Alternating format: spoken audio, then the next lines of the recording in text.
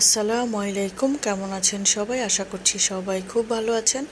আমি আর সাবাহারটা আলহামদুলিল্লাহ ভালো আছি। তো সকাল সকাল পাউরুটি, কলা আর নিউট্রেলা নিয়ে বসলাম। দুষ্টু বাচ্চাটা পাউরুটি দিয়ে নিউট্রেলা খেতে চেয়েছিল, তাই ভাবলাম যে তাকে করে দেই।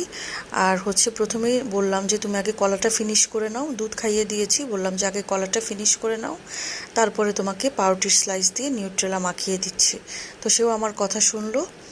তারপরে আমিও নাস্তা করে নিলাম, পাউরুটি কলা খেয়ে নিলাম, সাথে চা খেয়ে নিলাম। সকালের চা আর সন্ধ্যার চা তো মাস্ট লাগবে।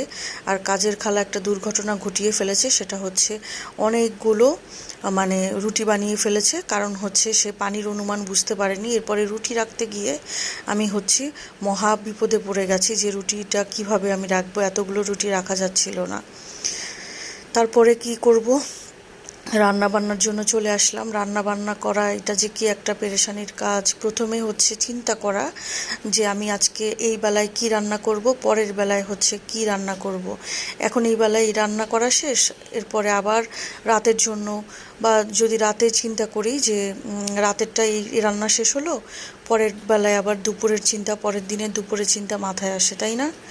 এই সমস্যাটা আপুরা অনেকটাই বুঝবে, সব মেয়েদেরই একই সমস্যা।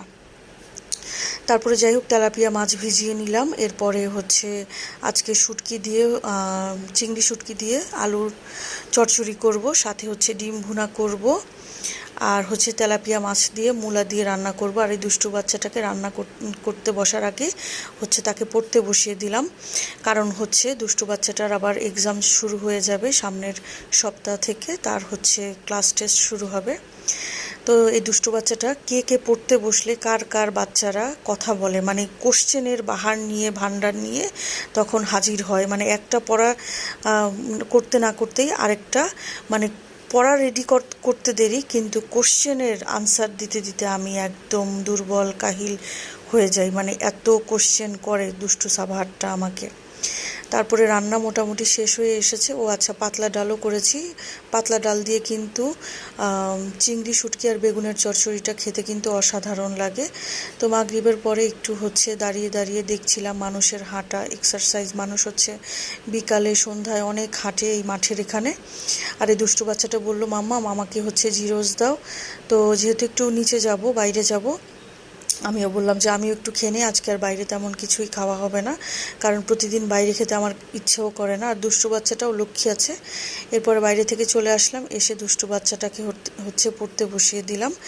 আর এই যে একটা জিনিস দেখেন, এই যে এই আঁকটাকে দুষ্টু বাচ্চাটা প্রথমে বলছে, মাম্মাম বাঁশ, তুমি এই বাঁশটা কেন কিনছো? তো আমি বললাম যে জীবনে এত বাঁশ খেয়েছি, এখন বাঁশ কিনা ছাড়া আর কোনো উপায় নেই, বাঁশ তো খেতেই হবে।